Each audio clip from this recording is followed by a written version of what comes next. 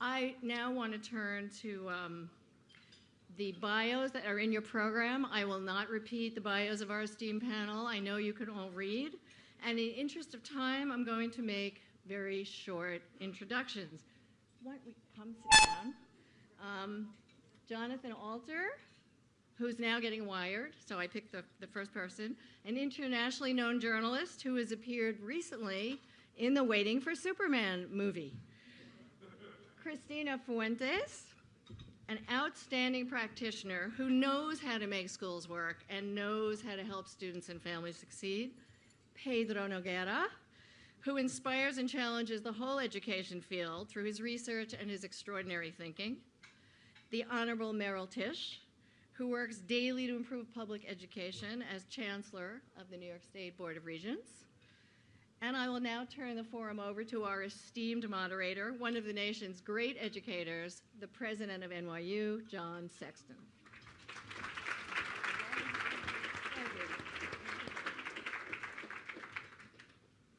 We welcome folks to NYU with a hug, so I will consider that a hug effectively to all of you. Any of you that need individual hugs can see me afterwards. It's a great privilege for us here at NYU to host this. Learning Leaders is a terrific and important organization. Let's make sure we reach that goal by the time we leave the room. Those of you that have not yet given until it really hurts, that's the way we define adequate giving here at NYU. It's not sufficient if it's just hurting a little. You have to give until it really hurts. NYU was founded nearly 200 years ago. It's actually 180 years this year. And at the time that we were founded, if you look out and you see 1/5 Avenue, everything from 1/5 Avenue, everything from behind the arch north at that time was farmland. And there were two lateral streets, Broadway and Lafayette. Our founder, Albert Gallatin, had been Jefferson and Madison's Secretary of Treasury. He was the one that signed the checks for the Louisiana Purchase and the Lewis and Clark expedition. You go out into Montana, the Dakotas, or the Gallatin Mountains, the Gallatin River. But he had moved on to France and then to the UK as ambassador, and he and Jeremy Bentham became friends. And they noticed that the great universities of their time were all out in the country, as Columbia was way out in the country, and withdrawn, contemplative, didn't worry that much about the application of the knowledge that they were producing, and were available only to the elites. And they said, let's try to create a new paradigm of a university. And their phrase for it was in and of the city, in and of the city. And that spirit really lives in this university down to today. We pride ourselves on the fact that we don't have a campus. We have not a single gate.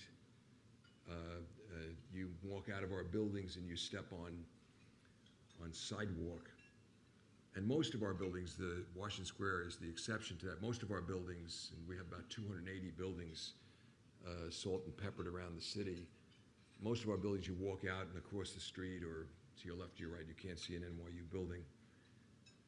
So we care deeply about, there's no town and gown for us. We are ecosystematic with the city, and we care deeply about the agenda we speak of today. Now my wife, the wisest person I've ever encountered, once said to me, you know, honey, you're only as happy as the least happy of your children. You're only as happy as the least happy of your children. And no matter how old they are, that's the case. And I think one of the core understandings of Learning Leaders is that the parent has to get that and has to invest himself or herself in that child and the ultimate happiness of that child, which means the education of the child. And in a way, today is a celebration of that notion. Now, NYU, of course, is a research university. We deal with students we pick them up, probably the youngest is about 17 or 18. We have students in their 60s. We see them through college and then, of course, graduate and professional school. I'll tell you this, our experience is that parental engagement means a lot, even at our level, that the partnership that we have with the parents, especially parents that come from outside of New York City and send their children to us literally from around the world, it has to be a deep partnership, in part because what we want to produce at the end is not just a young person that has a body of knowledge and even a style of thinking, but we want to produce a whole person. And we discovered very, very quickly that means getting deeply involved with the family of the child that comes to us, the adult that comes to us. Because if you don't deal with the whole person, if you're not dealing with that family, you're not really going to educate that person to his or her optimal. We probably learned this most dramatically. In my first year as president, I was named president in May 2001. So it was September of that year that 9/11 impacted this community, the NYU community, the New York community, so dramatically.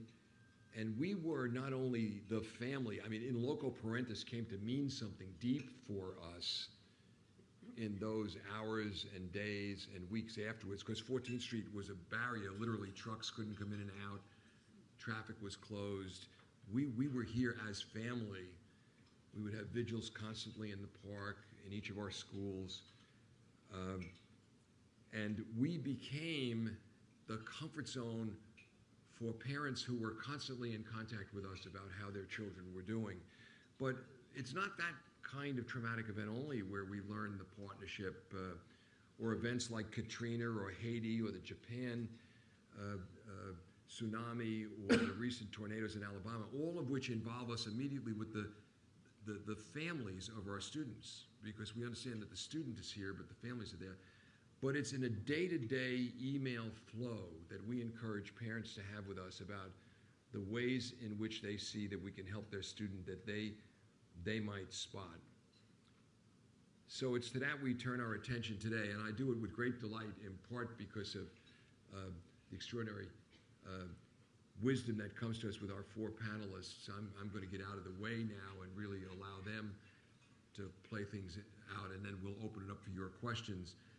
But also because, and people here at NYU have grown accustomed to my saying this, that if you asked me what the greatest professional achievement of my life is, I'm very proud of what's happened since my arrival in NYU in 1981, 30 years ago this year.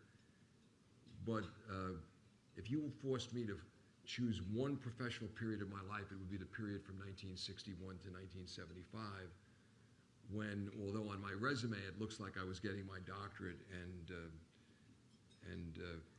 earning my living as a college professor, in fact, I was spending 100 hours a week teaching high school and working with families out in Brooklyn. Christina, my parish was St. Brendan's Parish. We referred to things in Brooklyn as by parishes in those days, but Avenue O and East 13th Street was the center of the universe for me. 100 hours a week, working with the families of my students, all girls, trying to